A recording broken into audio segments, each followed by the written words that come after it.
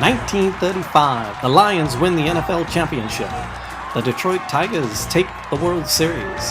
The Red Wings bring home Lord Stanley's Cup. Joe Louis begins his rise to world domination.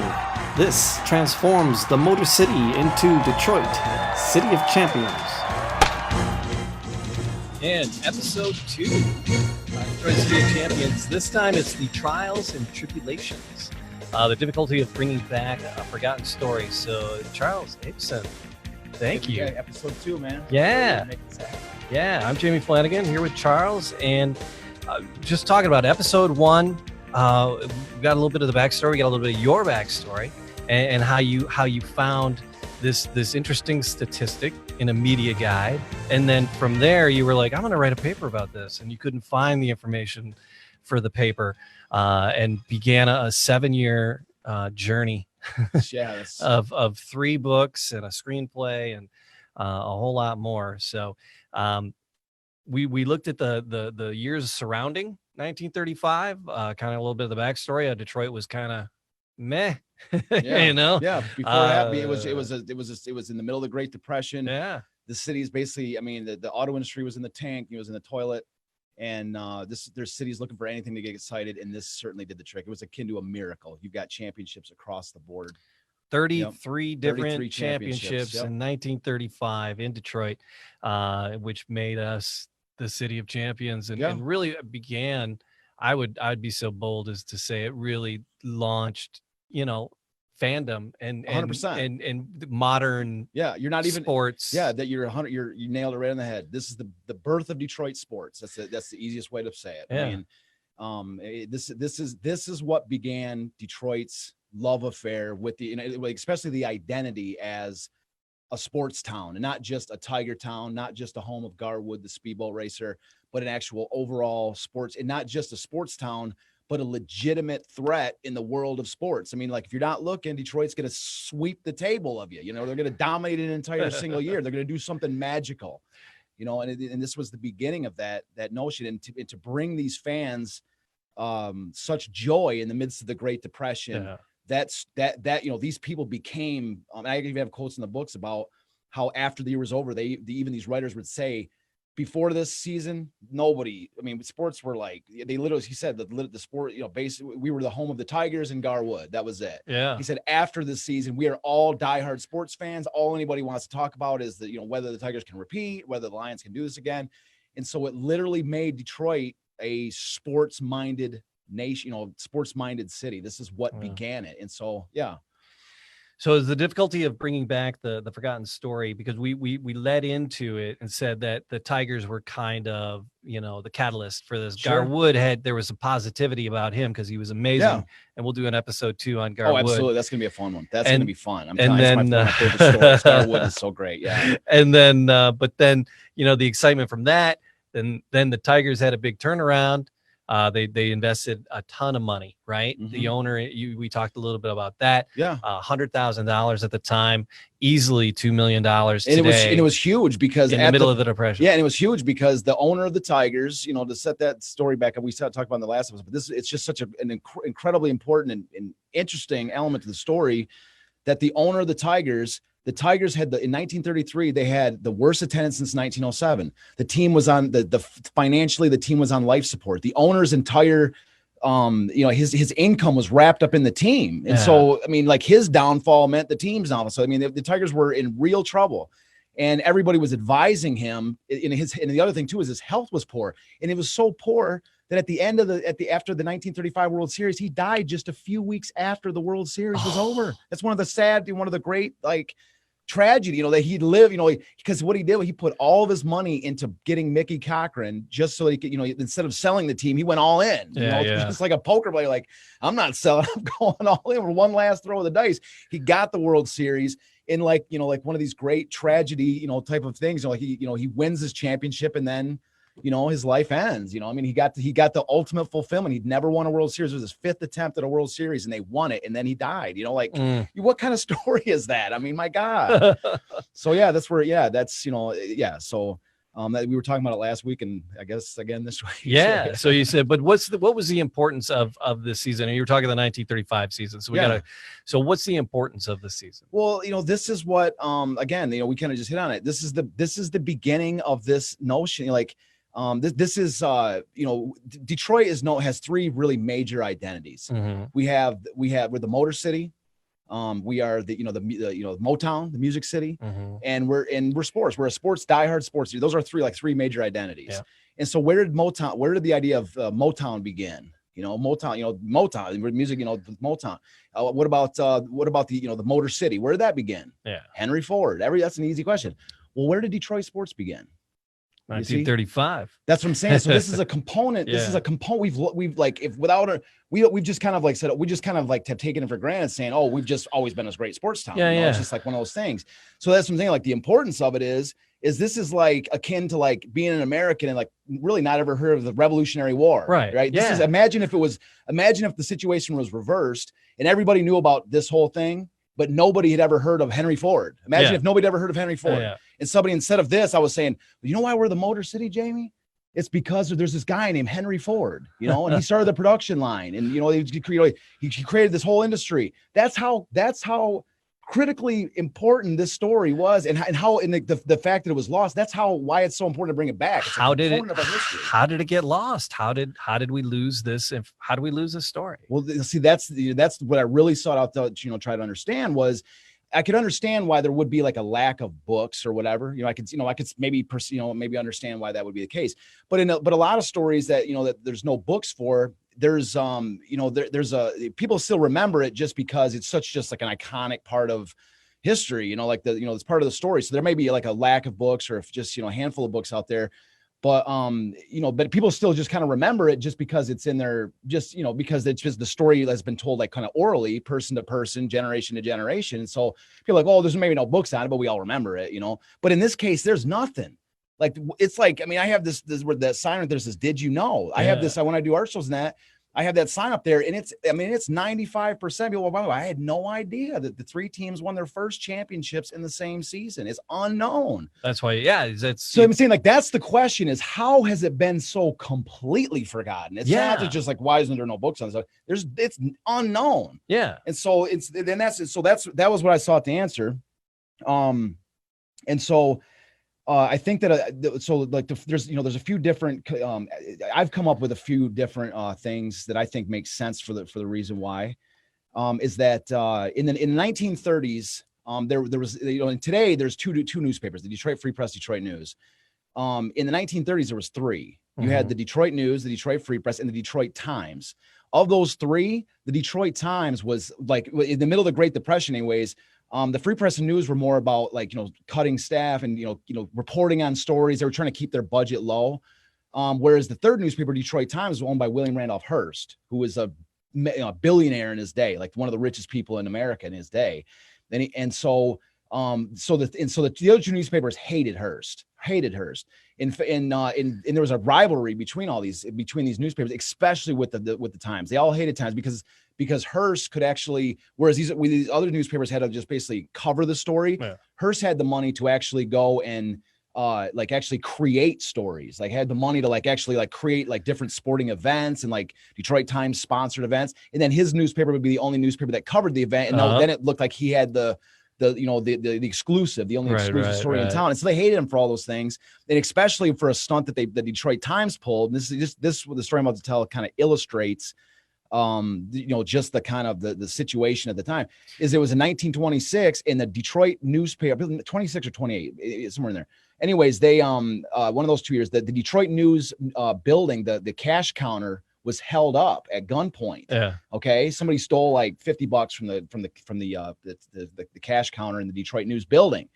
And the Detroit Times reported the story. They sent out an extra edition, Detroit News building gets robbed at gunpoint.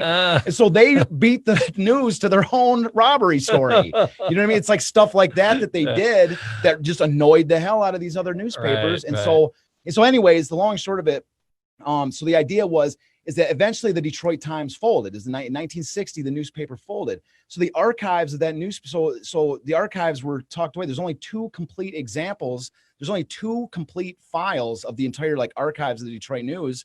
And those are in the Library of Michigan in Lansing and in the Detroit Public Library. So there's only 2 copies left. And so like a lot of times modern. Is this like microfiche? Yeah, microfilm. Yeah. So the microfilm. Yeah. So yeah. And so in the 1930s, especially with the City of Champions story, when you're looking at the free press, you're looking at the news. It's like the news in the free press were, again, they were covering the events. Like they were the Tigers win the World Series, Lions do that. Lions win their championship, Red Wings Stanley Cup.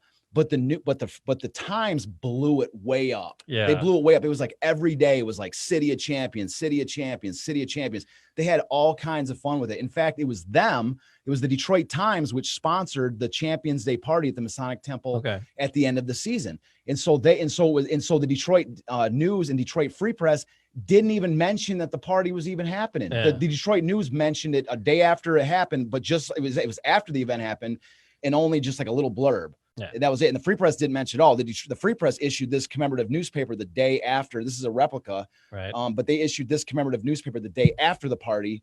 And that was their sort of, this was April 19th that this newspaper came out. And then April 18th was the day of the party. So it was the day after. Yeah. And so, because if they were the ones that promoted this, promoted the event, the Detroit Times event, then they would have been like, given glory to the Detroit Times. See, so that's what I'm saying. So there was a rivalry in that newspaper. So that component is important to understand, because any modern day researcher that goes back in time to look up, that says, oh, I'm going to look up, I'm going to look up information on these teams. And they only use the news and the free presses, which is maybe all they've ever heard of. Sure.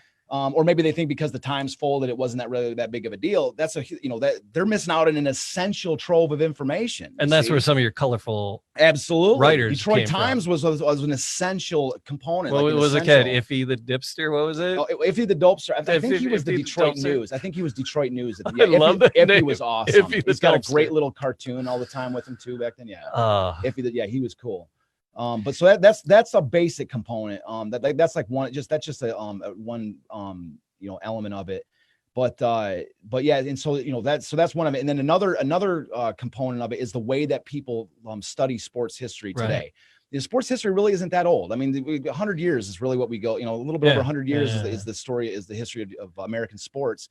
And so a lot of times when a researcher, when they study sports history, they're like, the history of the Tigers, the history of the Lions, the history of the Red Wings. It's always compartmentalized into different sports.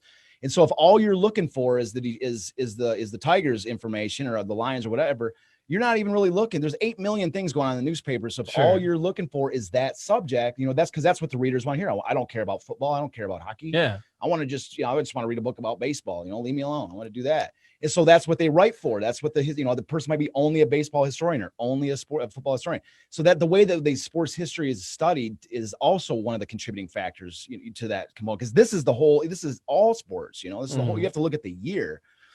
And so out of these papers, did you read like every day for all 3 papers? Did you go through each and every one? Have you gone through all of them? Yeah, I did a bracket. What I did, it was every single day. I went in there and I read, I didn't read every newspaper, but I did a real thorough, dive through each of them. And what I did was I bracketed, I bracketed like a year and a half on top of each season. So it was like beginning, really I really started before 1934. So it was really late 1933 and then late 1936 was really about the bracket of time that I spent for all 3 newspapers.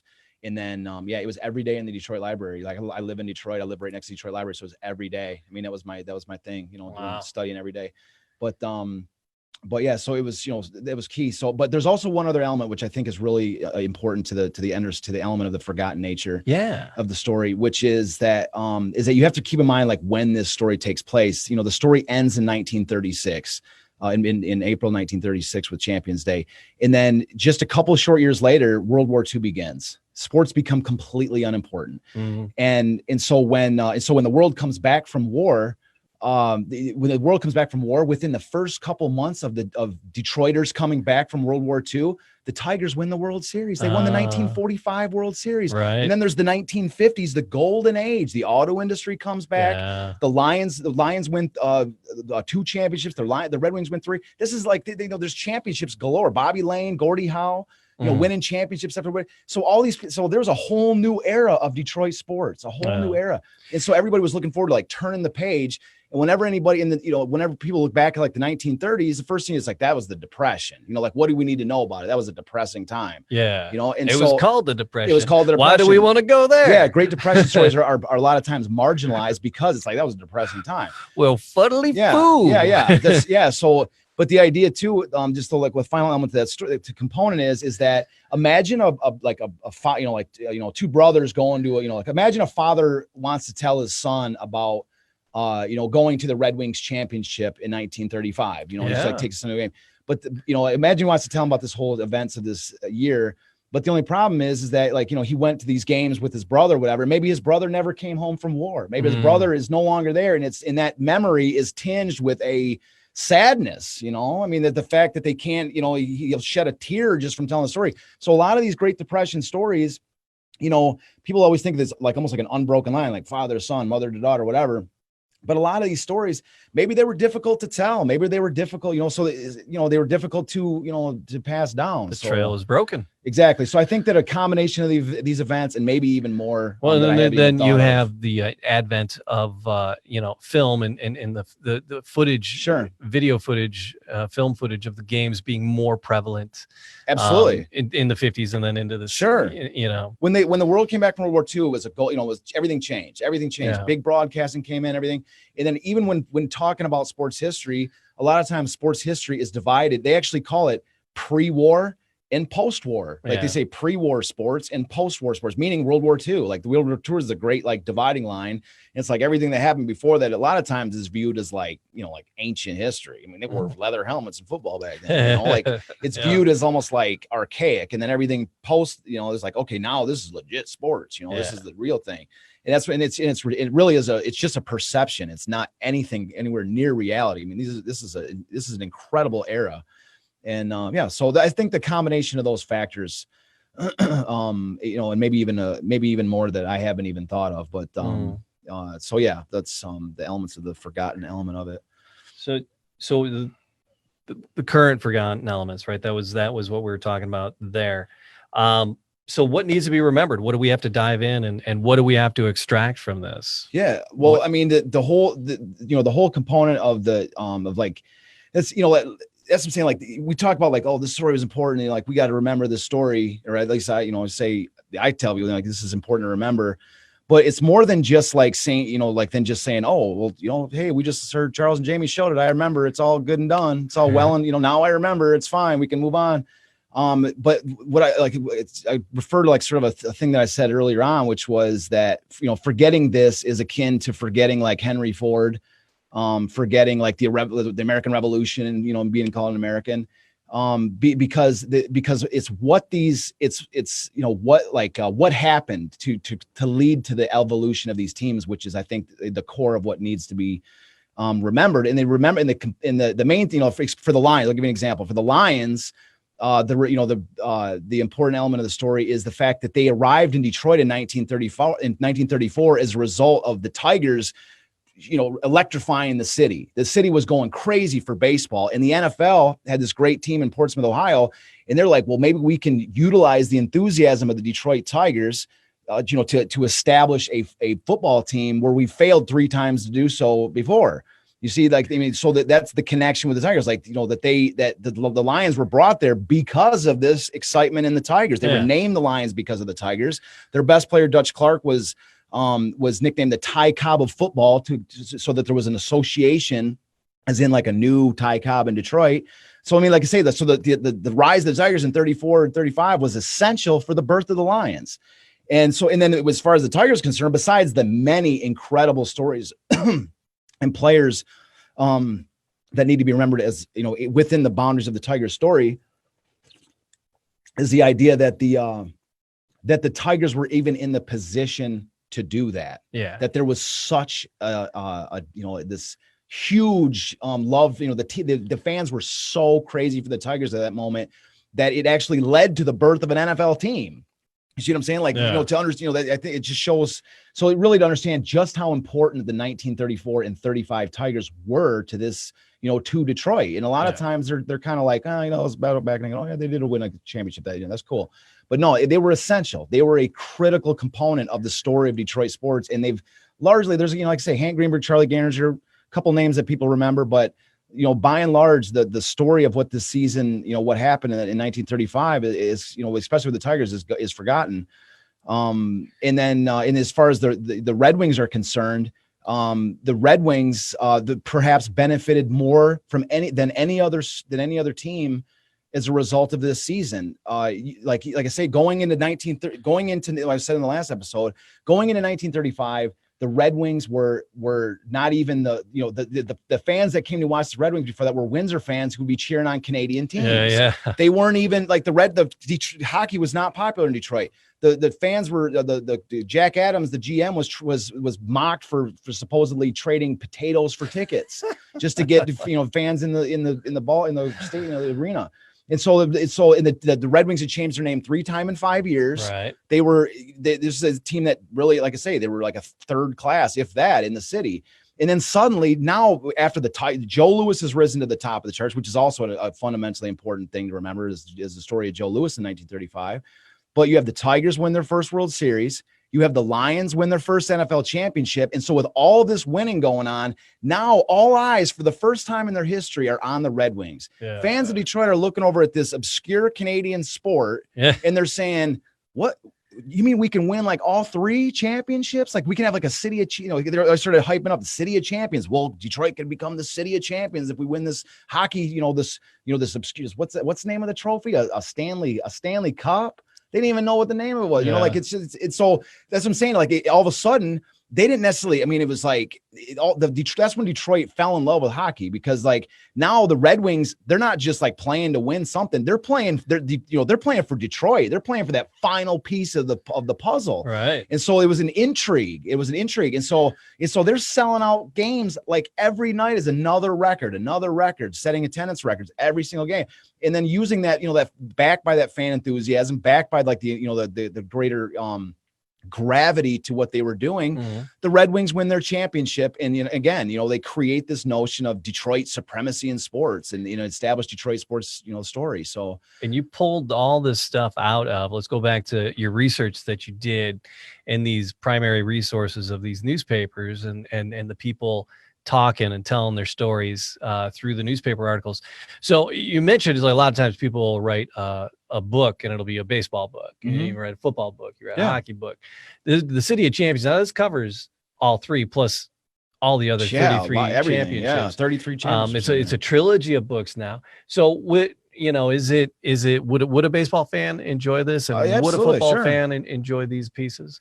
I think so. I love all sports. I loved all the sports, but I just think it's not, the whole thing is, I think it's about the story. I just think that's what's so cool. And and they all were interrelated. Like the Tigers would show up at Lions games. Joe Louis was known for going to all the different sports games. So you see all these different characters pop up in each other's stories. And they all are interrelated. And that's kind of goes back to what I was saying about, it really, I guess you could say the final element to why this story, what needs to be reconsidered, what needs to be remembered is the idea that, even if you're only a Tiger fan, even if you're only a Lions fan, even if you're only a Red Wings fan, okay? Yeah. In order to understand your team's early history of where it came from and how it became the way that it is, you at least have to know what happened in the beginning, because there was that interrelationship. They all benefited from being part of this story. And again, the Red Wings story, you cannot separate from the City of Champions season. You can't say, oh, I love the Red Wings. I study their history. I read Red Wings history books. But I don't really care about the Lions and Tigers. I don't even know about the City of Champions season. I don't really care. You know what I mean? Like that's what I'm saying. It's inseparable from that story. That's what led to the enthusiasm in Detroit. And so what I was trying to, lead into it with all this is the idea that, is it enough to lean back on the self-satisfaction of knowing, I know I can stump a random person at a bar trivia question because I know the answer to the City of Champions question. Yeah. You know what I mean? Is it a novelty or is it something that's worth holding modern day teams, reporters, writers, accountable for the stuff that comes after this discovery, and saying, like, if they only write a book about the Red Wings, or if they, don't talk about Champions Day, or if they don't talk about the City of Champions season, or any of the components that made that team, become what it became, as the benefits of this season haven't happened. Like, is it worth us holding these people that are responsible for that information accountable to what we now know? Yeah. Right. Like, I'm not blaming people for saying, oh, you don't remember the City Champions season. It's, you're an idiot or something. I'm just saying, but now we do. Yeah. It's not our fault that we didn't know about it. But now who are we if we're confronted with the fact of what we now know and you still don't do anything about it? Yeah. Are we really a great sports town if discovering the fact that the greatest season ever happened in our own backyard, that we fail to even try to do anything? I love these. And that's where I come in. They're like the Harry Potter series. The first one, the City of Champions, the overall book is a little thin. Yeah, and by the time you get to the third one, it's like Gross, the Half-Blood Prince. And it's really, I wrote the second two are all about the players. Right, so I wrote these two together. So this is what it would have looked like if I hadn't separated them. Yeah, that's a monster. Yeah, it's a monster. So I wouldn't want to release an encyclopedia. But anyways, the difficulty of the books was that because they're so thick, a lot of people were telling me when I was going to publish them that I should divide them into Tigers, Lions, Red Wings, Joe Louis, Tigers, Lions, Red Wings, and then the 33 championships. Like, I should have 5 different thin books. Yeah. And then I could sell them, piecemeal and make more money. Yeah. But that ties right back into what I just said about once they're separated. Now people are like, oh, I only want to buy the Tigers. I only want to buy the Red Wings, the Lions, whatever. Yeah. I'm contributing to this exact same situation. That was the dilemma that I found myself in when publishing. So I had to divide them in half. The first book focuses on is like the introduction, and then Joe Louis and the Tigers, and then the third book is the Lions, Red Wings, and all the other champions of 1935. Walter Hagen. We're gonna get to Walter. Dude, there's some great stories in there. He was Walter a bit Hagen. of a character. Oh, a bit. Yeah. He was. Man, Walter. That's another story I'm really looking forward to talking about. So the Hague. There he is. We were chatting about what we're going to cover on the podcast, and back and forth, and what to call the first one. And episode 1 was the discovery. Yeah. This episode 2 is just trials and tribulations and the difficulty of bringing back the forgotten story. Yeah. And then you got to map out the next story. Episode 3 is going to be the Genesis, and that's the arrival of Mickey Cochran, and we're going to go into that in the third episode. But again, that's the thing about 1935. It is so deep. There are so many people, and each of these players and coaches and owners. We've got a lot of shows to do. Are there own shows to do, man? There's a lot of stuff to talk about. Yeah. So follow us along. We're going to cover it all. We're going to dive deep into all of it. And next up is the arrival of Mickey Cochran. We're going to go there next. I keep saying I'm looking forward to a story. Like, I'm looking forward to Garwood. I'm looking forward to Walter Hagen. I'm looking forward to Mickey Cochran. I'm looking for, wait till we get to Sid Howe. Wait till we get to Sid Howe, and he's not related to Gordy. The Ottawa assassin, Sid Howe. Wait till we get to him. I can't wait to get to him too. All right, so everybody just stop what you're doing, pull over, and then subscribe, because you got to hear the Ottawa assassin, Sid Howe. All right, we're getting to that one. I don't know where he falls in the. It's not for a while. We got a lot of other stories to get to. But there is. There's so many. Yeah. Geez. All right. Yeah, it looks like we got 2 or 3 mapped out for Joe Louis here. 4. And then, there's so many. We're going to get to, but there's a lot of great stories. I'm telling you, like, but maybe that was like a teaser to like drag people along, to hook people on. Don't go, wait till we get to the Ottawa assassin. Ottawa assassin. And then, like, every episode they tune in to hear the Ottawa assassin, and it's like, damn, when are we going to get to him? So we're going to drag him along. We're going to drag him along to it, but we'll get to him. There's a lot. I mean, there's so many. I mean, it's such a, it's I'm really looking forward to the whole series. Yeah. And I plug your books, but it's how I found out about you, and it's how I found out about this season. And if people want to get their hands on the book, you're not doing a commercial for it, because really the point of the podcast was just you and I to sit down, and I wanted you to tell me the stories. I love how excited you get about these stories, and I'm like, holy crap, people need to hear this. But your books are available on the website, DetroitCityofChampions.com. All right. And that's the main thing. There's a Facebook page for it as well. Yep. We'll be doing videos of these podcasts. We're going to intersperse some of the photos into the video, so you're not just staring at our mugs the whole time. But we'll throw some of the pictures in there for the video of it as well.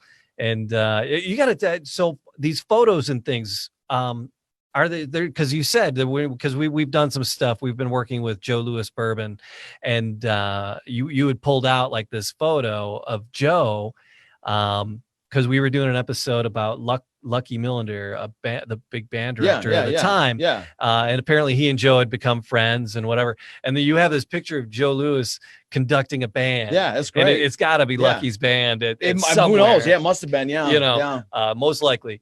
But you've come across some like really unique and interesting photos. What's one piece of photographic that's just like a feather in your cap, something you were really proud of, you never imagined you would find, something you found photographically that just blew you away? Man, it would be very tough to. Yeah, it would be because and these books are illustrated like crazy. And again, we're going to intersperse them into the there's over videos 1,000 here as well. photos. It's tough. You're looking at Bucko McDonald right there. He's my favorite Red Wing of all time. Oh yeah. Oh, wait till we get to Bucko, man. Bucko the Sacco McDonald. He's my favorite. I wrote for the screenplay for the movie. He's my I wrote the character for Bucko into it. Bucko, he was one of the most fascinating personalities in sports history, man. They used to say he was green. Either like he might, the word green indicates like a fresh young player, a young guy. They're like, some of the writers said he may be green, but he's as green as green hickory, because he was like a tough,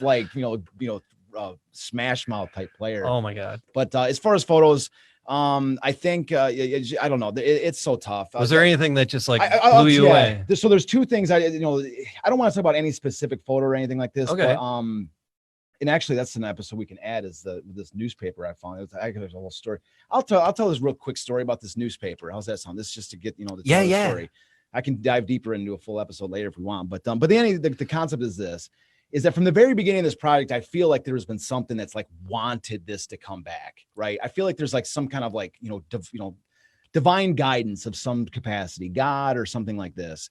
And so anyways, when I was finished with the first book, what I found out when I was doing this first book was that at the City of Champions dinner, the Detroit Times had issued a commemorative newspaper just for that dinner. Okay. Oh. So it wasn't released to the public. It was only released for that, to commemorate this dinner. And there was an estimated 800 fans there in that game. So I estimated maybe 1,000 of these newspapers were printed, and you can clearly see them holding. I have the photos in the first book where they're reading this newspaper. You can just see the shapes in the newspaper and everything. And so I was like, oh my God, I got to get this newspaper. I want to see it. I want to see this newspaper. And so, I couldn't find it for the first book. There was no looking for it. There's no, where do you look for something like that? You know? And so, I wrote a note to myself and I taped it to my desk for the 7 years I was working on these second two books. And the note said right there, look for the City of Champion, the Champions Day newspaper. Okay. And who, the Times did it? The Detroit Times, because they threw the Times through the party, and Bud Shaver was sports editor for the Times, and he was the MC of the event. And so Joe Louis was the guest of honor. All the teams were there. Everything was huge. There's all the teams were there and everything. And so anyways, I had this note taped to my desk that said, look for for Champions Day newspaper. It was taped to my desk so that every day when I worked on this, I would look like on eBay, on newspaper, like there's sites where you can buy old newspapers. There's all these different, there's a bunch of different places you can look. Yeah. So every single day for almost 7 years, I checked every single website out there, anywhere I could look for this newspaper. Okay. And it was like nothing. It was like, maybe it was 5 years so anyways, but every day I was looking for this newspaper. Yeah. Okay. And then and so this is where it kind of gets kind of weird or interesting or something. But I was at a bar this one night in Detroit. I was at 3rd Street Bar, and I met these two people at this bar. And we had a great time. We were having a great conversation. We were talking about all kind of cosmic stuff, right? Something like this. And the conversation warranted going back to my apartment to drink more and talk more and do whatever. Anyways, it was that night that, I like to listen to other people's perspectives. I like to, put myself in their shoes and their thoughts and everything. And the thoughts that they were telling me were kind of dark. Okay. They were talking about that there's no God, and that like we're just random, Okay. we're just random things, and we're like, how can we think we're, there's a God there is. Anyways, the line of thought that they presented to me, like, actually was like, it actually was somewhat of a convincing line of thought. I believe in God and everything, and that was, and considering their line of thought was really like a dark thing for me, at least for me. Maybe people takes comfort in it or whatever, but I didn't. And it was like, anyways, so that night I was like, I went to bed or whatever. They left, and then the next morning I wake up, and it was with that same thought in mind, that it was like this dark, like that, man, maybe there's no God out there, man. This is a weird thing. And it was just kind of like almost like a hopeless thought, right? And so, anyways, so I checked my email. The very first line at the top of the page, the very first message of my morning when I woke up, it said City of Champions newspaper. First email that next morning with that line of thought in my head. And I clicked on it, and it says, it was a guy named Joseph Doobie. And he says, Mr. Avison, I was cleaning out my attic, and I found an old trunk in my attic that has a newspaper that says City of Champions. It was by the Detroit Times that this newspaper was put out. And I was like, and he said, do you have any information on this? Oh, so he was looking to you because you're a source on this. Well, he looked up Detroit City of Champions, and the .com came up, my website. Yeah. And so then he invited me out to his place. I go out to his place. He told me it was the 18th. There was no price on the newspaper. Yeah. You know what I mean, this is it. This is the City of this is the Champions Day newspaper. God's a paper boy, apparently. So I go out. I drove up to his house. It was a couple hours away, and I had everything that I could offer him to buy this newspaper, which was not much. I'm gonna give you my car. It doesn't pay well to be like a research historian working on a project that nobody's ever heard of.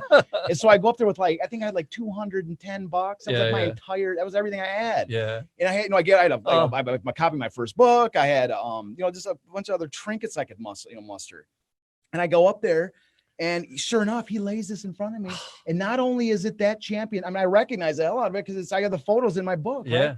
And so I'm like, this is it. And here's the thing. I told him, I have been looking for this for 6 years. I'm like, this is the only copy of this probably in existence. Yeah. And he had told me that this is the only copy of this. So I told him up front, I go, this is a priceless newspaper. It's priceless. And I told him, I said, but here's the thing.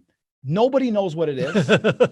To me, it's priceless. Yeah. And probably to the world once they find out what it is too. Yeah. But right now, nobody has any idea. It's an amazing piece of memorabilia. Yeah, exactly. And the other, I forgot like one of the coolest parts about the newspaper. It was signed by the 3 Tigers' best pitchers in 1935 at the top of the newspaper in pencil. Schoolboy Rowe, Eldon Walker, and Tommy Bridges had all signed it. So it was probably signed by them on Champions Day. Oh my God. Right? It was in mint condition, this newspaper, almost mint condition. Oh my God. And I wasn't trying to rip him off or anything. I laid it all on the table, exactly what it was. Sure, yeah. This is a priceless newspaper. But I told him, I said, here's the thing. In my hands, this one copy of the newspaper that your grandfather or your dad held on to from that party will help to tell this story. Everyone will get to see it in my hands. And that's the reason I want it. I'm not getting it for the value of it. I'm getting it because I can take this newspaper and put it in my books, clean it up a little bit so people can see it. And, maybe one day we can have it in like a museum so everybody can see the original.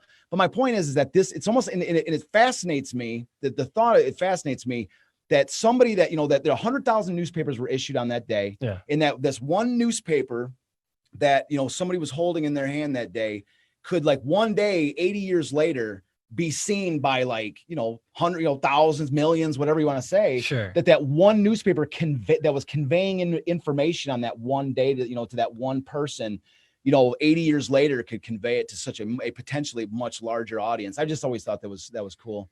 But just the overall story. So I'll finish it. Yeah. So I told him, I said, this is, I laid it out. This is what it is. It's incredibly valuable. It is, it is what it is.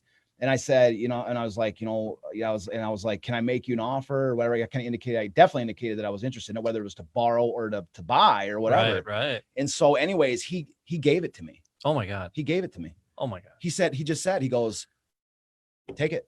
It's for you. I was like, are you serious, man? He goes, this is this is my gift. Like make it, make sure everybody sees it. Oh my God. Make sure everybody sees it. He gave me this newspaper. And so I gave him a copy of my book, this and that. And and so my point is, I guess the fascinating, and I wrote a whole story about it in the third book. I have a section in the second and third book called Tales of a Traveling Storyteller, which is all this crazy, weird stuff that happens over the course of 6 years of following this story.